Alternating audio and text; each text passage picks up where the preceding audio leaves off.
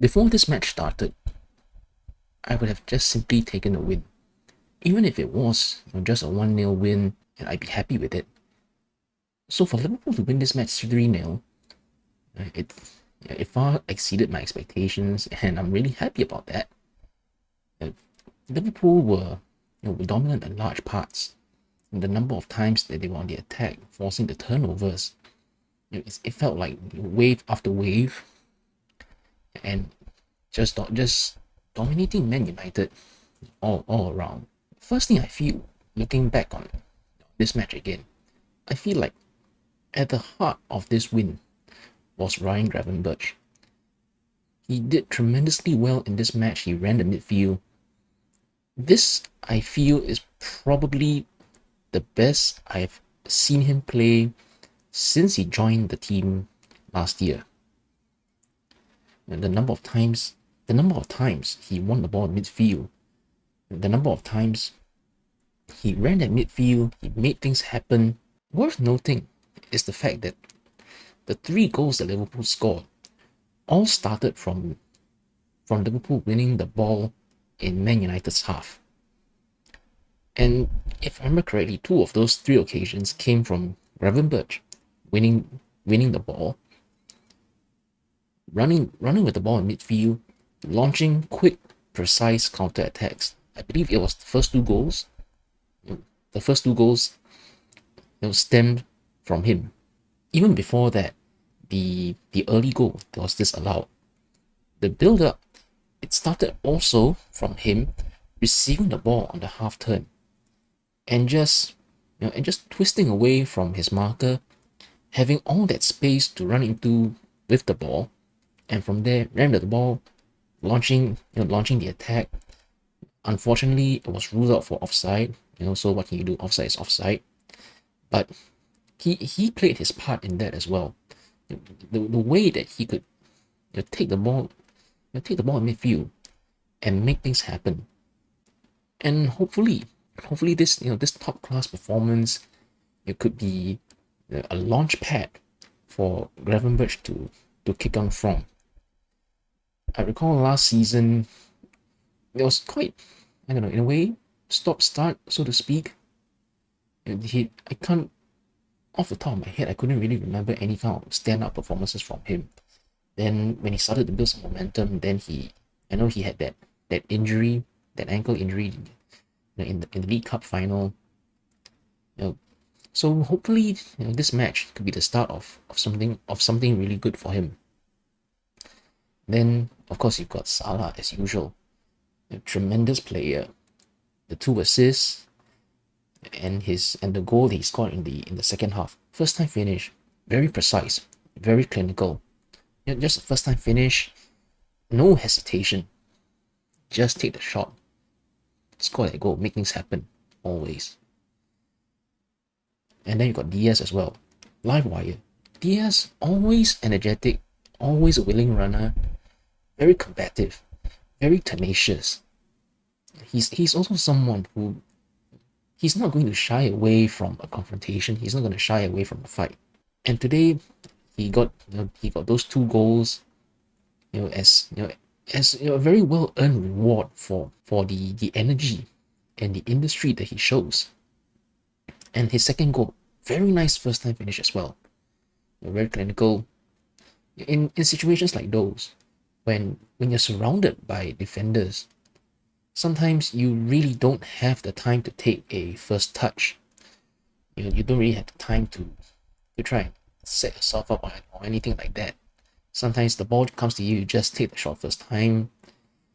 You have to take your chances, as they say. And the ball came to him, first time shot. And it's his second goal. Same couldn't be said for Szoboszlai in the second half.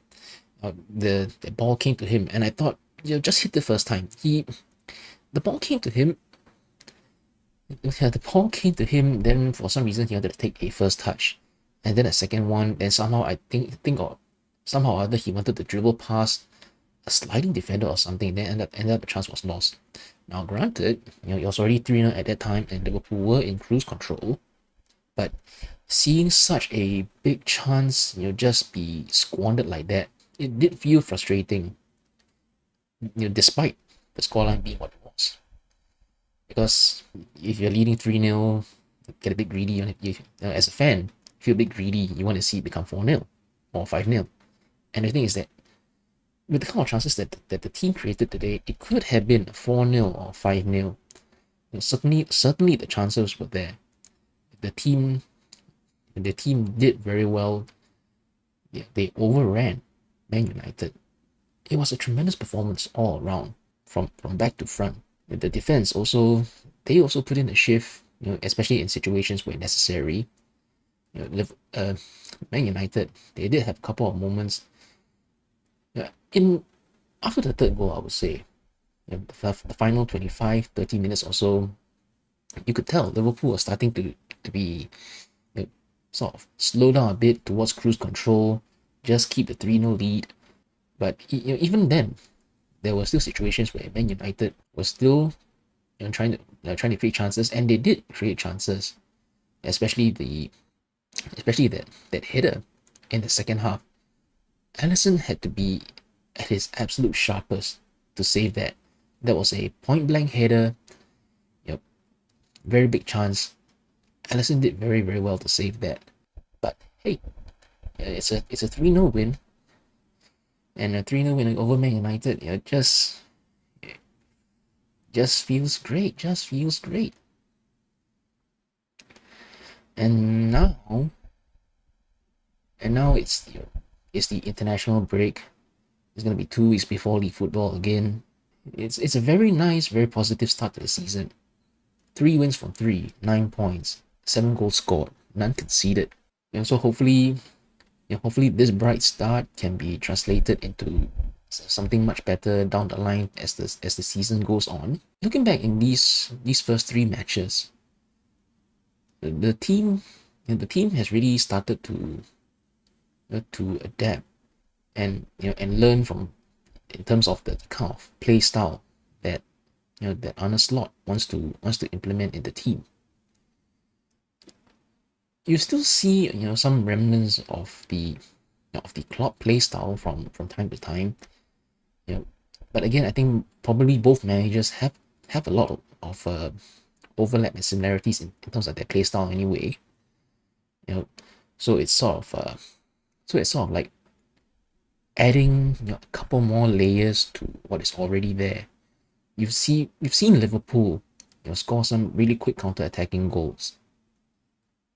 That first goal against Brentford in the previous match stands out. That was a very Klopp-style goal. And at the same time, you also see, especially some of the way they move the ball around. They try a lot of these intricate passing build-up as well. It's something that was very rarely seen under Klopp. They never really did much of that kind of 1, 2, 3, 4, 5 in a congested area type of thing. I remember Liverpool did that against Brentford in the second half, where Salah had that give and go and give and go and give and go. But the defender marked him all the way, and he was not able to get a shot.